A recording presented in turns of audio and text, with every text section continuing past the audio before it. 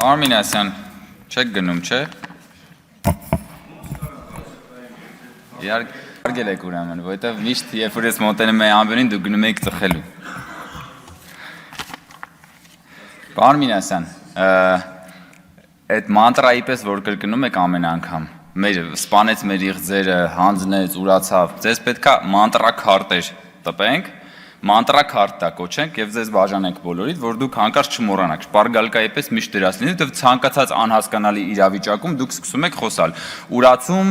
Արցախ, սա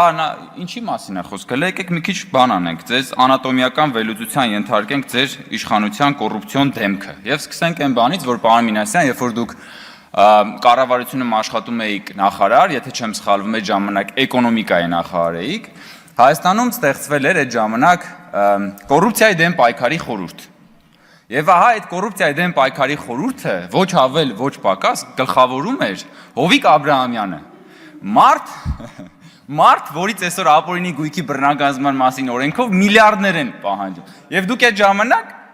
այդ կառավարության անդամ էիք, պարոն Մինասյան։ Հասկանում եք։ Դուք ասենք ոնց որ բանին գառներին պահտան գայլին ասեն դե պահի հանկարծ որևէ մեկը բան չանի։ Էսա ձեր հակակոռուպցիոն քաղաքականություն, դուք էլ այնտեղ նստած եք եղել։ Հիմա եկել ասում եք կոռուպցիա եւ ընդդիմության միջև կապը աբսուրդ է։ Ախր դուք ոչ թե ձեզ մեր հարցադրումները ոչ թե որպես ընդդիմություն, այլ որպես նախկին իշխանություն։ Ձեր կոռուպցիոն վարքագծի հիմնական բաները, արդյունքները կուտակվել են որպես նախկին իշխանություն, ոչ թե որպես ներկա ընդդիմություն։ Եվ մի հատ էլ աբսուրդ բան կա, որը հանրային դաշտում անդադ պտտվում է եւ ճիշտ ասած այդքան էլ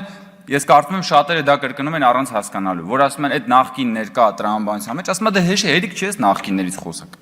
Ոնց որ նախկինները բան են, գնացք են, գնացել են, էլ չեն վերադառնալու։ Նախ այդ որ հերիքա նախկիններից խոսակ, այդ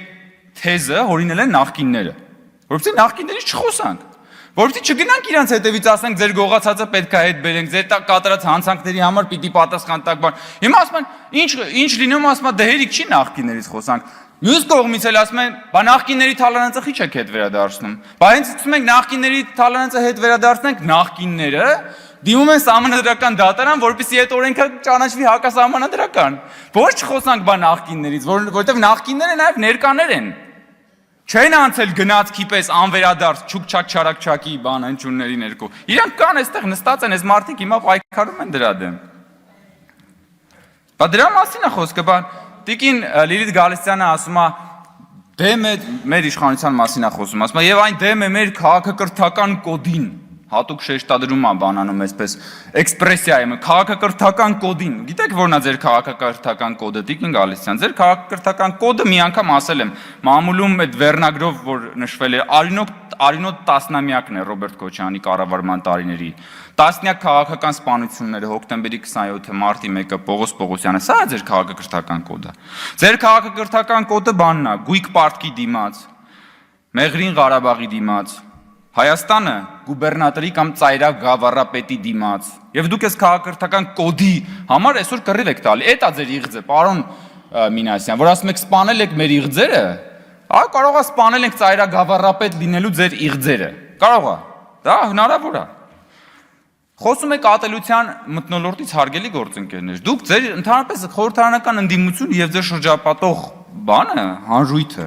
ատելության մարտագլխիկներն են, որոնք որ սենց հարձակվում են ամենօրյա ռեժիմով Հայաստանի Հանրապետության դեմ։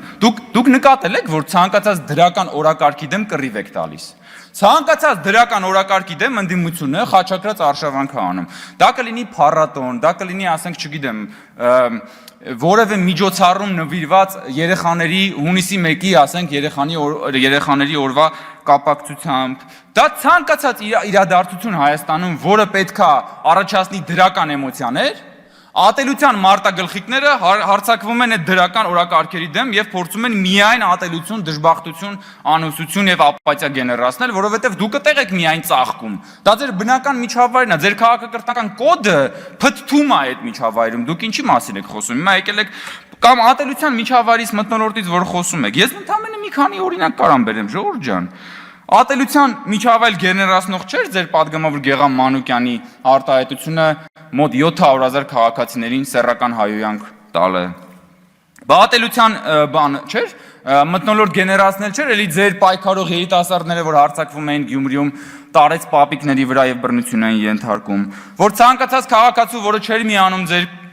փրկության շարժմանը, անվանում եք Թուրք եւ Դավաճան, դատելության մթնոլորտ չէր, որ ձեր վարչապետի տեխնացու Վազգեն Մանուկյանը այդ բանն էլ կա նկարա ուրեմն ինտերնետում, որ հանրության մի զգալի հատվածին չեմ ուզում բանանել, ասել թե ինչ էր անվանում դատելության մթնոլորտի գեներացում չէր, որ քաղաքացիներին անվանում եք ժեղ դատելության բան չէր։ Պարոն Մինասյան, երեք ասում եք, ինչու որևէ մեկը չի դատապարտել նախորդ օրը տեղի ունեցած բան եւ հատկապես շեշտա դնում եք այդ դատապարտման վրա։ Ձեզանից որևէ մեկը դատապարտել է Վագն Ալեքսանյանի մայրիկի վրա կստմնելի հարձակումը։ Ինչ եք դուք արել այդտեղ։ Ձեր բանը ձերն ինչ էր անում, տերտերը ոնց էր, այն որ կարկուտ անձրև էր քշում։ Դա դուք տեսել եք ինքը ոնց ինչ ցինիկ պահվածքա ցուցաբերել հենց պարոն Ալեքսանյանի մայրիկի նկատմամբ տեղի ունեցած այդ կստմնելի վարքագծի նկատմամբ։ Բա դատապարտել եք դուք դա, թե մի հատ հերթապահ բան եք, նախադասություն եք ասում, հետո բան եք անում, շարունակում եք նույն տրամաբանությունը։ Կամ ասենք ի՞նչ է նշանակում նույն այդ խավարամտության արշավանքը ցանկացած նոր բանի նկատմամբ։ Եթե նկատեք, մեր ընդդիմությունը հիմնականում ագրեսիվ պայքար է մղում ինչպես դրական օրակարգեր, այնպես էլ նոր ինչ-որ հաջողված ռեֆորմների նկատմամբ։ Ասենք օրինակ հատկապես ագրեսիվ են պարեկների նկատմամբ։ Ասում են պարեկները բանով Volvo-ով իրենց գնում են բան, բայց պարեկները չեն կարող ոտով վազելով գնան այդ։ Պարեկները ինչ-որ մեքենայով պետք է գնան։ Դուք պետք է ուրախանաք, որ Հայաստանում պարեկները նոր ժամանակակից էլեկտրամոբիլներով գնում են եւ բան են անում։ Ասում են պարեկները Volvo-ի մեջով գնում են եսի ինչ։ Volvo-ն եք թիրախավորում հիմա էլ։ Ամեն ինչից անցել եք Volvo-ներին։ Այ քեզ բան, հա Բայց հիմա կասել էի, հա։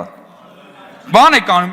ամենամեծ իհարկե խաչակրած խավարամտության արշավանքը դա ակադեմիական քաղաքի դեմն է։ Եվ որովհետև հասկանում են, որ այս ակադեմիական քաղաքը որ եղավ, իր վերջնանպատակը այդ խավարամտության բանն ալնելու, խավարամտությունը ջնջելն ալնելու Հայաստանի Հանրապետությունից։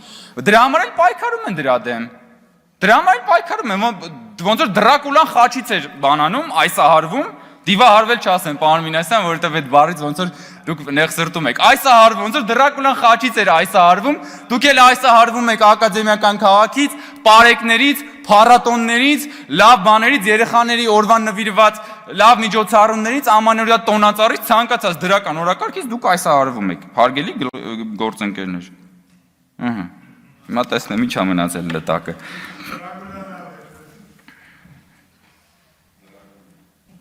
Ասում է պարոն Մինասյանն ասում է, այդ ապօրինի գույքը, որ ասում եք հետ է բերվում, բա ժողովուրդը դրանից մի կոպեկ ինչ հատ է, պարոն Մինասյան, դա հոտենց չի, ձեր ժամանակվա պես չի, որ այդ գույքը վերցնեն գրպանները լցնեն, եւ դա ինստիտուցիոնալ ձևով է արվում։ Կարող եք գիտեք պետությունը Ռոբին Հուդն է, հեսա գնալու է բանը, ձեր բանը տները վերցնի բանի, ժողովրդին ասի ժողովուրդ ջան մտեք ինչ ուզում եք արեք։ Բա դա կլինի ժողովուրդ, դա կլինի հենց այդ գույքի նկատմամբ անարգանք, պարոն Մինասյան։ Դա տեղի է ունենում ինստիտուցիոնալ եղանակով մի բան, ինչը ձեզ հասու չի, որովհետեւ դուք դա չգիտեք ինչ է։ Ասում է ժողովուրդը մի հատ մի բան տե, հիմա էլ բողոքում է։ Այն ժամանակ ասում էին ինչ ապօրինի գույք, չկա տես բան, հակասահմանադրական է։ Հիմա էլ ասում է, այդ ապօրինի գույքը չենք ասում թե չկա։ Կա, բայց ժողովուրդը դա չի տեսել։ Ժողովուրդը դա տեսնում է, բայց այդ եկամուտները, որ գնում են պետական բյուջե, հետո վերադառնում են ժողովրդին ինչ որ մի կերպ վերանորոգված ճանապարհների ձևով, վերադառնում են, չգիտեմ, ասենք սոցիալական որոշակի ծառայությունների տեսքով, ինչ որ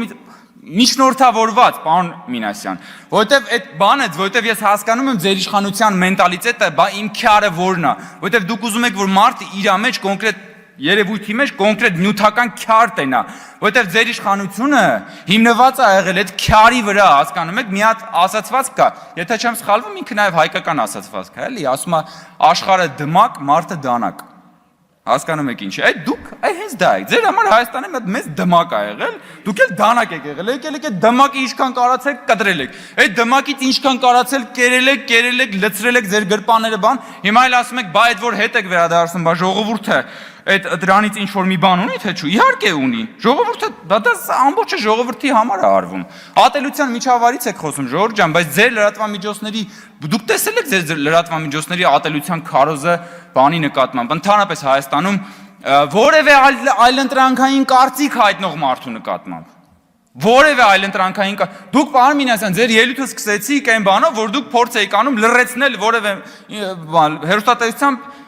հնչած որևէ կարծիք, նույնիսկ չեմ էլ կարծում թե այդքան շատ խորացել եք, ուղղակի որևէ կարծիք, որը դեմ է եւ ձեր կարծիքով կարելի է դրա վրա հայփ որսալ, դուք ասում եք եկեք դա էլ լրացնենք։ Ես ընդ որում չեմ մտնում այդ բանավեճի մեջ, բայց եթե մենք մի հատ բան անենք, վերլուծենք, դուք ավելի շատ եք ուզում Հայաստանում բանը ազատ մամուլը լրացվի, քան թե մենք։ Եվ դրա ամենավառապաստույցն է, որ այն Սրբազանի հարցազրույցի միջև հիմա չեք տեղադրել Աճպարարյան բանի։ Ինչ էր, Աճապարյան։ Ինչ էր, մի խոսքով, խիճեք այդ մարդու հարցազրույցը միջև հիմա տեղադրում ձեր բանին։ Եվ ամփոփելով հարգելի գործընկերներ, ներողություն, պարոն նախագահ, Տիկին Դատախազ, ես կարծում եմ, որ Հայաստանում հանրային կյանքի բազմաթիվ ոլորտներում արդարադատությունը էական առաջընթաց գործել է։ Եվ հատկապես պատժի անխուսափելիության ինստիտուտը ներդրվել է։ Բանն այն է, որ շատ դեպքերում հնչեղ, հատկապես քաղաքական գործերով առաջընթացի պակասը ստվերում է ընդհանուր հանրային կյանքում արդարադատության առաջընթացը, որը տեղի է ունեցել։ Եվ այստեղ ես պիտի ասեմ, ուզում եմ միայն մեկ кейսի վրա ուշադրություն դարձնել եւ պիտի խնդրեմ այդ հարցին պատասխանեք։ Մենք խոսում ենք հոկտեմբերի 27-ից, խոսում ենք մարտի 1-ից, խոսում ենք Պողոս Պողոսյանից եւ մնացած ամեն ինչից, բայց նաեւ մեր բոլորովին վերջերս էլ Հայաստանում տեղի են ունեցել դեպքեր նույն շրջանակների կողմից, որոնք որ պատշաճ ոնց որ թե արդարադատությունը այդտեղ չի հաղթանակել։ Ինչ եղավ Արադ Միրզոյանի սպանության փորձի կազմակերպիչների հետ։ Ինչ եղավ արդարադատության ձեռքերը հասան արդյոք այնտեղ եւ այդ գործը ինչ հետևանք ունեցավ։ Շատ ժամանակ քաղաքացիները, երբ որ մենք խոսում ենք արդարադատության մասին ու խոսում ենք հոկտեմբերի 27-ի մարտի 1-ի ու մնացածի մասին, մեզ ասում են, բա ինչ եղավ Արադ Միրզոյանի հետ կատարվածը։ Ես խնդրում եմ նաև պատասխանել այս հարցին, որովհետև պատժի անխուսափելիության ինստիտուտը պիտի վերաբերի առաջին հերթին հնչեղ քաղաքական գործերին, առաջին հերթին նրանց, ովքեր ունեն ազդեցություն, հետո բնականաբար եւ միաժամանակ նաև հանրային կյանքի բոլոր մասնակիցներին։ Շնորհակալություն։ Շնորհակալություն, եզրափակիչ ելույթով հանդես կգա Հայաստանի Հանրապետության գլխավոր դատախազ Աննա Վարդապետյանը, մինչև 30 րոպե Տիկին Վարդապետյան, խնդրեմ համեցեք։